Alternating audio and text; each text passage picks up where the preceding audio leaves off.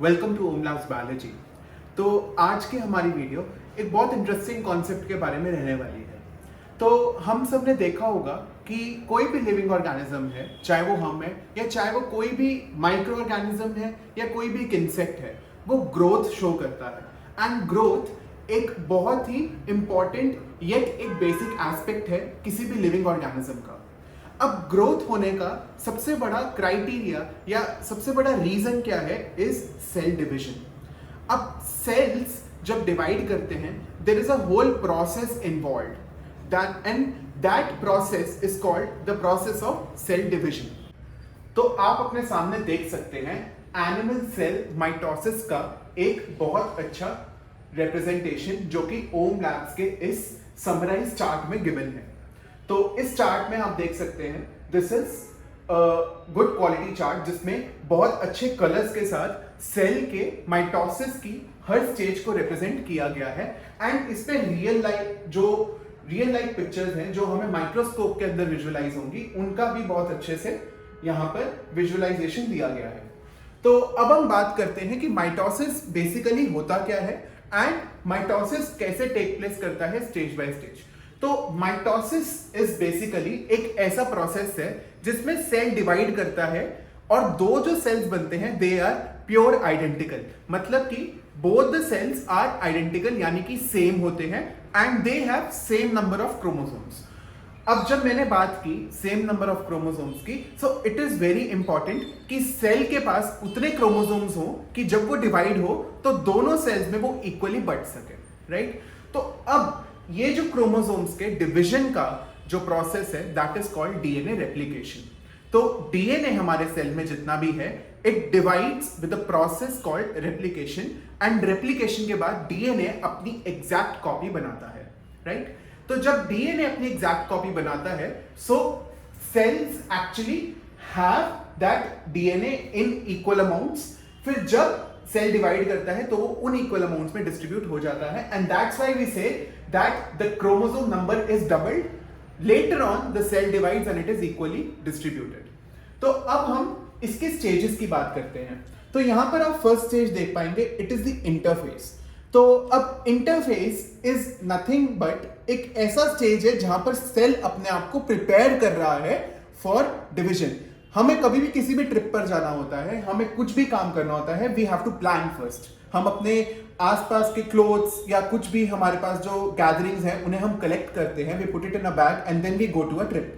तो अब सेल है, कोई भी प्रोसेस है, जैसे ये सेल डिवीजन का प्रोसेस है, तो it has to make some preparations inside it, right? तो अब वो क्या करेगा, वो अपने आप को और अपने जो ऑर्गेनेलीज हैं उन्हें इस वे में अरेंज करेगा कि वो रेप्लिकेट हो सके यानी कि डिवाइड हो सके। तो इसमें कुछ ऐसे फीचर्स हैं जो कि हमें जानना जरूरी है। पहली बात तो सेल अपने आप को एनलार्ज कर देता है। तो यहां पर आप देख सकते हैं कि एक एनलार्ज सेल दिखाया गया है एट द फर्स्ट प्लेस। ये जो स्टेन्ड जो पिक्चर है it is of a real enlarge cell जो कि प्रिपेयर्ड है बिल्कुल अपनी डिविजन के लिए। अब इसके अलावा हमें यह समझना पड़ेगा कि सेल के क्या पार्ट्स हैं। सेल मेम्ब्रेन है, न्यूक्लियर मेम्ब्रेन है, न्यूक्लियस है इसके अंदर जिसमें न्यूक्लियोलस एंड क्रोमैटिन दिखाया गया है। Well basically chromatin is nothing but DNA chromatin की फॉर्म में अवेलेबल होता है, कंडेंस्ड होता है, राइट? तो क्रोमैटिन नेटवर्क यहां पर दिखाया गया है यानी कि कंडेंस्ड फॉर्म ऑफ डीएनए, ये cytoplasm and these are the centrioles. तो सेंट्रियोल्स का भी एक बहुत इंपॉर्टेंट रोल है जो हम आगे की स्टेजेस में डिस्कस करेंगे। अब इंटरफेज में एक और बहुत इंपॉर्टेंट एस्पेक्ट ये है कि क्रोमैटिन यानी कि डीएनए जो है वो रेप्लिकेट करता है यानी कि वो अपनी इक्वल कॉपीज बनाता है, right? So suppose I have n number of DNA in my cell, it will divide, it will replicate and make 2n, right? वो डबल हो जाएगा। अब जब इंटरफेस पूरा हो जाता है, सेल का डीएनए रेप्लिकेट हो गया, सेल ने अपने आप को प्रिपेयर कर लिया, after that it enters the stage of early prophase.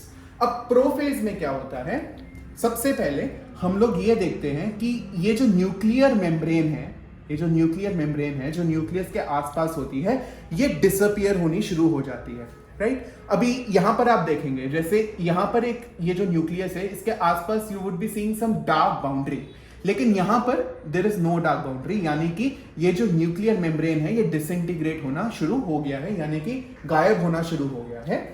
अब इसके अलावा जब हम देखते हैं, आगे बढ़ते हैं, तो centrioles will actually start migrating towards the poles. तो पोल्स मतलब कि अगर ये एक सर्कल है तो यहां पर इसका एक पोल होगा, यहां पर दूसरा पोल होगा। तो centrioles they are present in pairs, तो एक पेयर यहां एंड दूसरा पेयर यहां। लेटर ऑन जब हम बात करते हैं आगे के प्रोसेस की, तो यहां पर हम देखते हैं कि क्रोमोसोम्स जो हैं वो कंडेंस हो जाते हैं। आपको कंडेंस क्रोमोसोम्स देखने को मिलेंगे and nucleolus will also start fading out, तो वो भी आपको फेडेड दिखाई देगा। This is the early prophase. अब जब आप लेट प्रोफेज में सेल को देखते हैं तो आप लेट प्रोफेज में कुछ ऐसा देखेंगे, राइट? तो यहां पर आपको क्रोमोसोम्स का कुछ स्प्लिटिंग दिखेगा, कुछ ऐसा V shape on both the ends. Now chromosomes जो कि डिवाइड हुए हैं, they will actually form something called sister chromatids. तो ये अगर मैं बात करूं, ये this is one chromatid and this is the other chromatid, and ये दोनों साथ में मिल गए हैं and they have formed a sister chromatid, यानी कि ये सेंट्रोमेरिक फाइबर है जहां पर हमारे स्पिंडल फाइबर्स अटैच होंगे एंड यहां पर आपको कुछ फाइबर टाइप नजर आने शुरू हो जाएंगे। These are known as spindle fibres. अब ये स्पिंडल फाइबर्स सेंट्रोसोम से या सेंट्रोमेयर्स से निकलने शुरू हो जाते हैं। So what you'll see all in all, you will see that the chromosomes have formed sister chromatids, the centrioles have come to the poles, and यहां पर हमारे को फाइबर्स दिखने शुरू हो जाते हैं जो कि हमारे क्रोमैटिक फाइबर्स होते हैं, जो कि हमारे सेंट्रोमेरिक फाइबर्स होते हैं, वो हमें दिखने शुरू हो जाते हैं and the chromosomes will be paired. अब जब हमारा प्रोफेज खत्म हो गया, we come to the fourth stage which is the metaphase. अब फोर्थ स्टेज कैसा हुआ? हमने फर्स्ट डिस्कस करा इंटरफेज, सेकेंड हुआ अर्ली प्रोफेज एंड थर्ड हुआ लेट प्रोफेज। अब हम फोर्थ स्टेज पे पहुंच चुके हैं, दैट इज मेटाफेज। अब मेटाफेज का इंपॉर्टेंस क्या है? मेटाफेज में आप, अगर मैं आपको एक रियल विजुअलाइजेशन में दिखाऊं, तो यहां पर जैसे कि मैंने बताया कि हमारे पोल्स पर क्या पहुंच चुके हैं? सेंट्रियोल्स पहुंच चुके हैं and they have start spreading the spindle fibres. तो आप यहां पे स्ट्रेट कुछ देख सकते हैं and these are the fibres. अब इसके अलावा अगर मैं सिस्टर क्रोमैटिड्स की बात करूं, ये आपको एक इनलाइन में दिखेंगे, राइट? ये आपको एक लाइन दिख रही होगी, these are the sister chromatids and they are arranged. तो ये अरेंज हो जाते हैं in a single line on an equatorial plate. तो ये क्योंकि ये एक सेंटर है and on the center they are arranged as if they are arranged on a plate। तो क्योंकि सेल एक स्फेरिकल शेप है, तो हम एज्यूम करते हैं that there is a line, there is an equatorial line, and इस इक्वेटोरियल लाइन के अगेंस्ट ये जो हमारे क्रोमोसोम्स हैं, they actually arrange themselves in a straight manner. And इसके अलावा क्या होता है, जो हमारे स्पिंडल फाइबर्स हैं या जो हमारे क्रोमैटिक फाइबर्स हैं, वो सेंट्रियोल्स में से रिलीज होकर they actually attached to the centromeres of the chromosomes। तो ये जो क्रोमोसोम्स के बीच का पार्ट होता है, this is called the centromere, and यहां पर हमारे स्पिंडल फाइबर्स आकर अटैच हो जाते हैं। अब हम फिफ्थ स्टेज की बात करते हैं, विच इज द एनाफेज। तो अब एनाफेज में क्या होता है, हमारे जो दो सिस्टर क्रोमैटिड्स थे जो यूं अटैच थे, राइट, और ये यूं अटैच थे and there was a centromere in the between. तो यहां पर एक सेंट्रोमेयर था और ये एक सिस्टर क्रोमैटिड और ये दूसरा सिस्टर क्रोमैटिड, ये ऐसे अटैच करके एक क्रोमोसोम बना रहे थे। तो अब क्या हुआ, क्योंकि हमने मेटाफेज में देखा कि वो स्पिंडल फाइबर्स सेंट्रोमेयर से अटैच हो चुके हैं, अब वो स्पिंडल फाइबर्स वहां पोल्स पर इनको स्ट्रेच करेंगे, इनको खींचेंगे and sister chromatids get separated. तो यहां पर आप सेपरेशन को बहुत इजीली ऑब्जर्व कर पाएंगे एंड ये जो स्पिंडल फाइबर्स हैं, ये पोल्स की तरफ इन्हें पुल कर रहे हैं, राइट?